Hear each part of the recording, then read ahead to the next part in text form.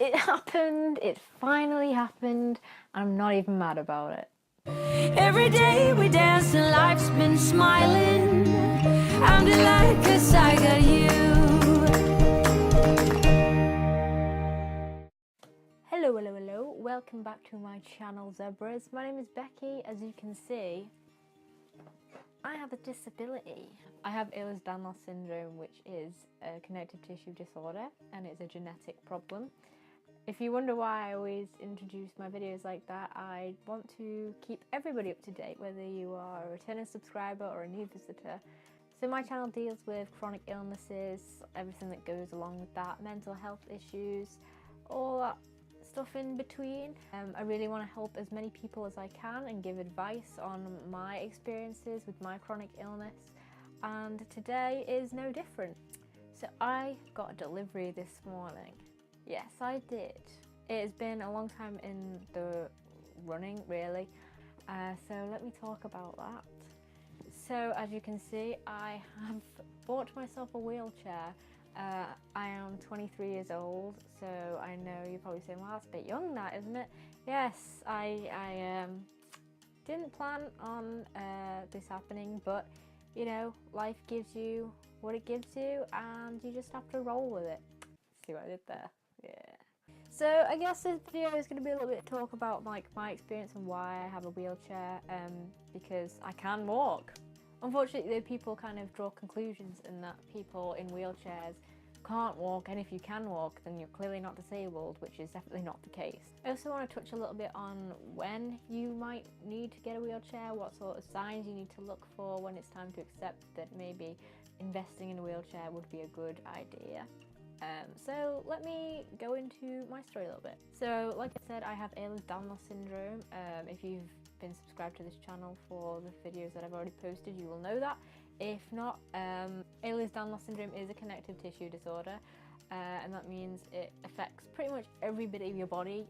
The type I have is type 3, which is hypermobility, and that means I am prone to joint dislocations, chronic pain, and a lot of gastrointestinal issues.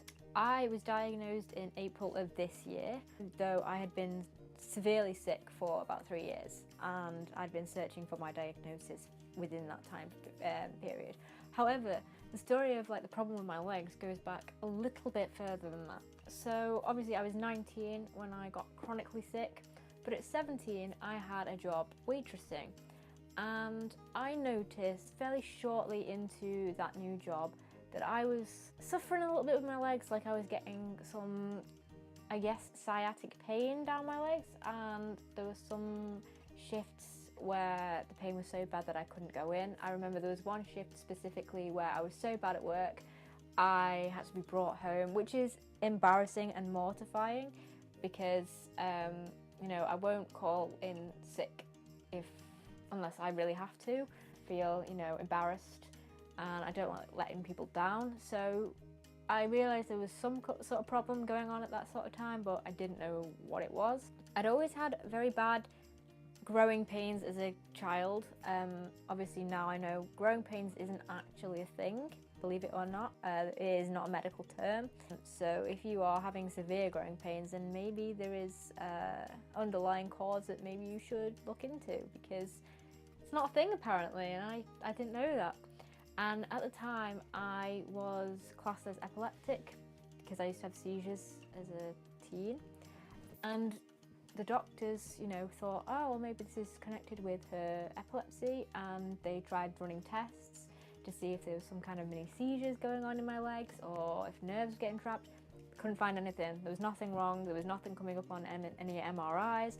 They did some scans on like my lower back, and they couldn't find anything wrong. So I just kind of thought, oh well, you know, this is just a thing that is happening to me, and it will be okay. And it was kind of, you know, I was getting these pains few and far between, maybe once every couple months, and it was horrible, and it almost felt like someone was tying an elastic band at the very top of my leg, and there wasn't enough blood getting down my leg. It was a very strange sensation, and painkillers really didn't help. And I just kind of accepted that this was going to happen and got on with my life. and I, slowly, progressively got a little bit worse, and it would wake me up in the night and make me cry. But never really had any other issues besides that. But now that I think about it, obviously a red flag that there was an issue with my legs. So I got severely sick when I was 19, like I said, and that's when we realised there was something more going on than just having a bit of leg pain. So by this point, I was kind of in my second year of university, and it was really taking a toll on me. In the summer of my end of second year, so between second year and third year, I had another job back home because I moved back home for the summer, and I noticed that my legs were getting tired much more quickly, and they were hurting a lot more, and standing up was an issue. And then my legs started to give way, and I would be on my way home and I would fall and hurt myself. And there was one instance in particular where I was walking home after quite a long shift, so my legs were very tired anyway, and my legs just gave way and I skidded across the pavement and smashed my phone up, and I just went home in tears because I didn't know what was going wrong with my body. I didn't know why my body was like attacking itself, and I didn't understand why my legs weren't doing what I wanted them to do.